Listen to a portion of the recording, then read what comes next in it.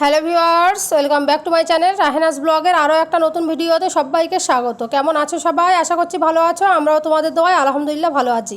তো বুঝতেই পারছো আমি মেয়ের স্কুল থেকে আমার ভিডিওটা স্টার্ট করেছি। আর এখানে হচ্ছে যারা আগের দিন সার্টিফিকেট নেয়নি কালার্সের সেই কালার্স কম্পিটিশানে তাদেরই হচ্ছে আজকে দেয়া হচ্ছে, মানে যারা আসেনি তাদেরকে দেয়া হচ্ছে। আর হচ্ছে এখানে আমার মেয়েরা সাথে আরও মানে 6-7টা বাচ্চা আছে, তারা হচ্ছে অন্য স্কুলে সোমবারের দিন যাবে স্পোর্টসের জন্যে। তো যারা স্কুলে হচ্ছে ফার্স্ট সেকেন্ড হয়েছিল স্পোর্টসে তাদেরকেই নিয়ে যাচ্ছে। তো স্কুল থেকে তাই হচ্ছে কথাবার্তা ওখানে বলছিল বলে আমিও ছিলাম, একটু শুনলাম। তারপরে গ্রুপে বলে দেবে, তাও হচ্ছে এখানে একটু শুনলাম। তো যাই হোক, এখন বাড়ি চলে এসেছি। হাঁটতে হাঁটতে বাড়ির দিকে এসে অনেকক্ষণ তোমার বাড়ি এসেছি, অনেকক্ষণ খাওয়া দাওয়া করেছি। ভাত বসিয়ে দিয়েছিলাম, ভাত হয়ে গেছে, জামা কাপড় হচ্ছে কাঁচা হয়ে গেছে। আর এর ভিতরে একটা বিপদও ঘটে গেছে, বলছি সঙ্গে থাকো। তো রান্না তেমন কিছুই করবো না, হচ্ছে কুমড়ো ভাজি করবো আর ডাল রান্না করব, বুঝলে তো। আর খাওয়ার সময় ডিম হচ্ছে ভেজে নেব। তো কুমড়োটা আমি আগে পাতলা পাতলা করে বেছে নুন দিয়ে একটু মাখিয়ে রেখে দিয়েছিলাম। সব কিছু করে ভিডিও আপলোড দিয়ে খাওয়া দাওয়া করে আর হচ্ছে আমি গিয়েছিলাম তোমার কি বলে নিচে জামা কাপড় কাচতে। আর আজকে শুক্রবারের ব্লগ এটা। তো শুক্রবারের দিন তোমাদের ভাইয়া হচ্ছে যেহেতু জুম্মা বার নামাজ পড়তে যাবে, বাড়িতে ছিল, তো আজকে কাজ ছিল না ওই জন্যে। তো আমি ওকে বললাম যে আমি নিচে জামা কাপড় কাচতে যাই। তো নিচে জামা কাপড় কাচতে যাওয়ার আগে আমি ওকে বলছিলাম যে তুমি গোসলটা করে নাও, 12টা 33-এর বাস ধরে যাবে। তো গোসল করতে যাওয়ার সময় এই যে বসেছিল, আমি হচ্ছে দেখালাম এই যে বসেছিল এখানটাই।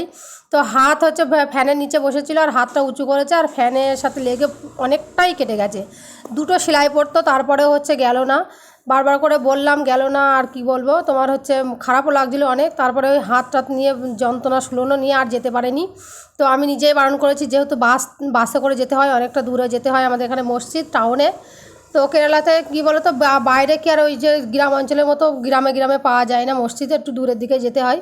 তো যাই হোক, আমি দুপুরে কাজবাজ সেরে নিয়ে এখন কিছুটা কাজবাজ সেরেছি। আর ও কী করেছে দেখি হচ্ছে আমি জামা কাপড় কাচ্ছি, ও দেখলাম জামা পরে কোথায় যাচ্ছি, তার মানে ঝোড়ের পাতা যে কেটে গেলে কিন্তু ঝোড়ের পাতা দিলে রক্ত বন্ধ হয়ে যায়। আর ও হাতটা টিপেই আমার সাথে বলেও নি। তো আমি ঘরে এসে দেখলাম, তাড়াতাড়ি করে হাতটা বেঁধে দিলাম, দিয়ে তারপরে হচ্ছে আবার এই যে গোসল টোসল করে মানে অল্প ঘরটাও মুছেছে একটু। তো গোসল টোসল করে আমি হচ্ছে আবার চলে এসি রান্নাঘরে, ডিমটা ভেজে নেবো। আমার জন্য ডিম পোস্ট করছি, আর তোমাদের ভাইয়ার জন্য একটু রসুন কুচি আর পেঁয়াজ কুচি ঝাল কুচি দিয়ে ডিমটা ভেজে নেব। তো এই আজকে রান্না বান্না সিম্পলি একদম, রান্না তেমন কিছুই ছিল না। আর এই যে হচ্ছে ডিমটা ভেজে নিয়ে নেবো বলে একদম গুলিয়ে টুলিয়ে ঠিকঠাক করে নিচ্ছি। তো ওইদিকে তোমার ভাইয়া বলছে আমার হাতে খুবই ব্যথা করছে, যন্ত্রণা করবেই তো, অনেকটাই কেটে গেছে না তো, ডান হাতের পোছে। আর মানুষের হাতে দেখবে কী বলো তো, ডান হাতই হচ্ছে মানুষের কাজের হাত। তারপরে তোমার সেটা হচ্ছে কাজের শেপবি, আর ডান হাতই সব কাজের আগে প্রথমেই লাগে। তো কিভাবে হচ্ছে বিপদটা ঘটে গেল। তো আমি বলছি যে তুমি সবসময় দেখে দেখে তুমি ফ্যানের নিচেই হাত উঁচু করো কেন, ফ্যানটা একটু নিচু জায়গায়, আর ওখানে ছাড়া আর কোথাও দেওয়ার জায়গাও নেই। তো কী করবার। তো যাই হোক, এই যে কুমড়োটা ভেজেছিলাম আমি ওই একটু শুকনো ঝাল আর দিয়ে রসুন কুচি আর তোমার হচ্ছে কালো জিরে দিয়ে, সেটাই এখন পেঁয়াজ টিয়াজ দিয়ে আর কাঁচা ঝাল দিয়ে পেঁয়াজ দিয়ে আর কাঁচা সর্ষের তেল দিয়ে মেখে নেবে। তো আমি একটু লেবু নিয়েছি, তোমাদের ভাই আর দিলাম না, কারণ হাতটা কেটে গেছে বলে টক জিনিস আর দিলাম না। তো আজকে মেয়ে না পড়া ছিল না, জানো তো, শুক্রবারে পড়া সবারই বন্ধ দিয়েছে কেন জানি না। তো আমি সন্ধ্যাবেলা ওকে পড়তে বসিয়েছি। এখন এই যে মালিয়াম পড়াটা করছে, কালকেও টিউশনে পরীক্ষা রয়েছে। তো টিউশনে হচ্ছে পরীক্ষা রয়েছে, আমি বলছিলাম যে বসে বসে একটু পড়ে নাও, নইলে কোনটা কি ধরবে কোনটা কি লিখতে দেবে তখন তুমি পারবা না।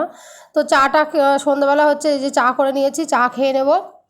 এমনি নর্মালি বিস্কুট দিয়ে খাবো। মেয়ে বলছিল বিশাল করে যে পকোড়া করো, তো আমি বলছি যে না, এত গরমে পকোড়া টোকোড়া না খাওয়াই ভালো। তো তোমাদের ভাইয়া গিয়েছিলো চা খেতে, আসার সময় ডিম কলা এসবগুলো নিয়ে এসছে, বাড়িতে ছিল না।